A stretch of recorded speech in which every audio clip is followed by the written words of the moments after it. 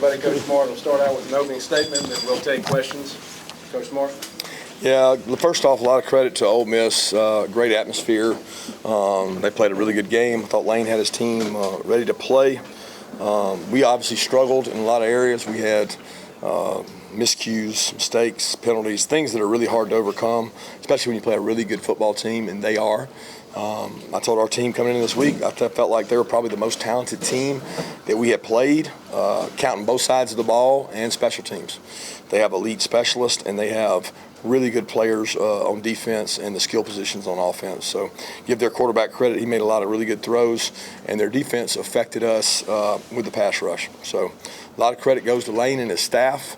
Look, they really should be undefeated. I know people think that's not true, but they really controlled the game against LSU the whole game and lost it. And they're playing good football, and they outplayed us tonight, outcoached us, and did a great job.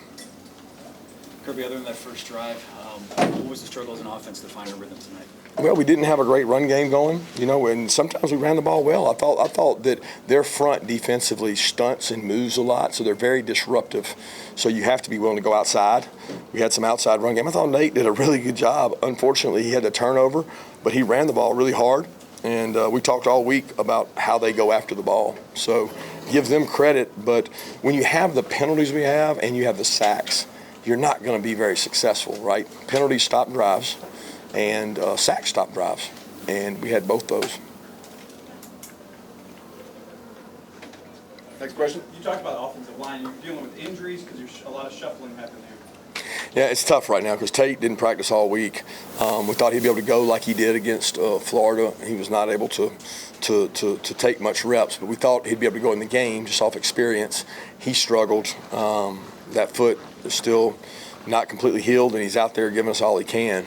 And so that made it a little harder. Micah's still dealing with injury, too, from the Florida game. So those two guys struggled. We tried to play a combination of Truss and Drew rotating in at guard and still playing our three tackles. They did a good job. Princely did a great job with get off. And when you get in a mode of I have to throw the ball, you can get in trouble in this league, especially on the road. And we had some drives there where we had to throw the ball, and we struggled to block Princely in obvious passing situations. What problems did you feel like Jackson Dart presented tonight? Well, he's talented. We knew that coming in, right? So there's not a problem that he created tonight that we didn't know about. He's a really good athlete. We wanted to control the run game and force him into throwing it, and I thought we did that, early in the game. We didn't stop the run this late in the second half when we had to, but we stopped the run early, and we forced him to be uncomfortable. But they did some good things down the field, vertical passing game. I mean, they do a really good job with their vertical passing game and getting matchups. They switch routes. They do a lot of it. And Schumann tried to change it up between man-match zone. I think we played decent on defense when we held everybody to field goals, but we couldn't get a turnover. We couldn't get a sack. We couldn't get a momentum play. And we kept just staying in the game until they're late. Kirby, you mentioned what you told the team before the game about Ole Miss's talent. What do you tell them after a loss like this?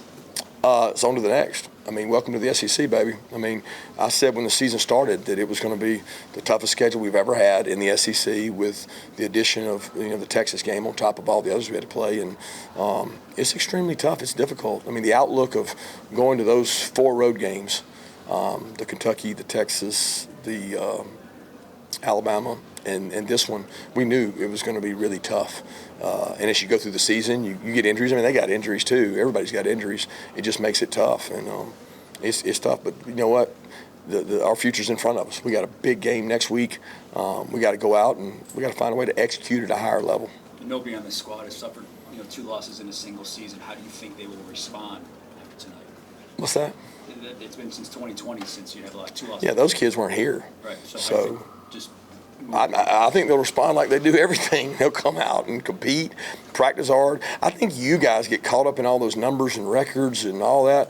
I don't even care about that. Like, the only thing I'm worried about is how we get better tomorrow. Like, what can we do with our players tomorrow to get better? And our players will be fine. They're not. It's a different world. Like, we're not riding this roller coaster wave of emotion. We're on a long journey. It's a long journey. And you got to play the next play. You got to play the next game, and that's the goal for this group. That's what I told them in there. It's like, guys, our future's in front of us. We got to figure out how to get better. Kirby, were you guys hoping that Carson would be able to settle in before you can kind of cut him loose offensively, given he's had some turnover issues in recent games? I don't understand your question. In the first half. What about him? Just in terms of the approach, maybe protecting the... No, I didn't think so. I thought he came out gunning and throwing. Carson had his best week of practice. Thought Carson did some good things. He threw some play-action strikes. He stepped up and made some great third down plays. There was no... I don't really know what you're referencing. I guess you're saying that we didn't come out throwing the ball, or what are you saying? I thought Carson played good, guys. I thought he played good. I mean, some of those penalties aren't on him, you know, and some are. He had a couple snafus, too, where he maybe didn't motion a guy or didn't shift somebody in. That's part of the adjustment, and he knows that. But we put a lot on him, and he's playing on the road with crowd noise. But he stands in that pocket and converted some third downs and made some really nice plays. And I thought he threw the ball away a couple times tonight that was really good. So I'm not here to be critical of him. 70 yards of offense in the first half tonight. What was it that Ole Miss was able to do to sort of make life difficult for you guys in this first half? What I talked about, you know, getting lost yardage plays. When you talk about 70 yards, you're talking about with the sacks. And we had some good plays in there that negated yards when you go backwards. So we ran the ball decent. They stunted and moved up front, which makes it hard to run the ball interior, which I mentioned. You have to get out on the perimeter on them. And we had some perimeter run game that helped us. We threw some now passes, did some stuff out of there, but didn't do enough to sustain and get things going. What was the impact of the drops you feel in the passing game? I don't really know. I don't know how many we had tonight. I didn't. I know we had one or two there to late to Dylan and Arian, but you know it's a missed opportunity. That's the toughest thing, and we've dealt with that before. We've got to overcome it. Speaking of the first half, I think it was Alabama where you said they on offense did some things that maybe you weren't expecting coming into the game. Do you feel like Ole Miss also did some things you weren't expecting in the passing game in the first half, or did they just didn't No. do anything? I mean, they did what they do. They did what they do, and they did it well. They were short backs, so they went no back some, but we actually had practiced and repped that some. We thought they would go no back because of their injuries, and they used 11 and some of the wide receivers in the backfield.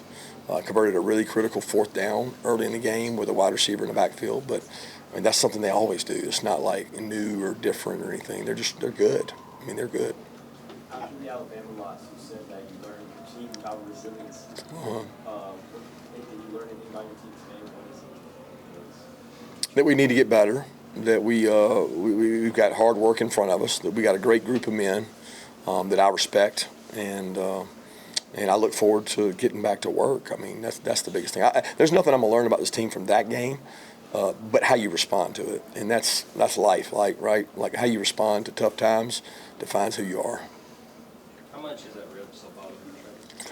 It's hurting him some. You know, he was not able to do a lot during the week. He got to run a lot, but he didn't get to rep, take shots, and take the physical contact that you probably need on Tuesday, Wednesday. A lot of people don't realize it, but you need to practice to be able to play good. And people think you can just not practice and go out there and play good. And that's hard on him. But I thought he was really tough tonight and tried to go out there and tough it out and made some good runs for us. But he didn't feel like he had the same juice. He said he felt like he was a step slow. Kirby, when you say it's a different world, not riding the emotions, is that specific to the 12-team playoff, or are there other factors in that as well? No, it's specific to our league. I don't think it has anything to do with the 12-team playoff. I think it has to do with the fact that our league is extremely tough, a lot of parity. Anybody can beat anybody. I honestly believe that. And how you prepare each week defines your team. I mean, we could be looking at, I don't know. I don't know. It's going to be interesting the way this thing plays out. I told people it's not going to surprise me if every team in the league ends up with 2 losses, just because it's that way. It's tough. Kirby, you knew you had this kind of road gauntlet, you know, before 3 home games to end the season. What's it been like to live through that with your team? It's SEC life. Like, it's what you signed up for. It's kids want to come play in this league all the time. That atmosphere, people want to play in that. That's awesome. That's a great atmosphere to play a game in, and our kids will remember it forever. I mean, remember they lost, but look, guys, they create a tough environment to snap and run plays. You will never understand what it's like to go out there and play tackle when you can't hear anything and there's a guy screaming off that edge. It is tough. I've been on the other side of that for a lot of years, where you're playing at home and you got pass rushers, and it doesn't matter what you do. You better be able to run the ball. You better be able to run the ball, and you better be able to control the game and the score where you're not in obvious passing situations. With the field storm there at the end, were you able to get your team off and have everyone safely accounted for? I don't know. I hope so. I mean, I felt like our team we got everybody off but the defensive guys, but it's not something you can really control, right?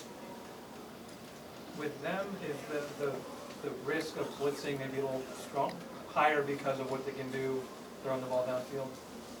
Excuse me? When you blitz, are you running a higher risk than maybe you would against another opponent because of just how effective their offense is? If they're able to pick it up, it's going to put you in obviously a We could talk a really long time about that, and that's philosophical because some people would tell you blitz when you can't cover them, right? Because you give them less time. So it's not that easy. You know, we rush 3, we rush 4, we rush 5, we change things up. So it's not. I mean, it's not worth having the debate about right now. It's a hard question to answer. Any more questions, Coach Smart? All right, thank you, Coach. Thanks, guys.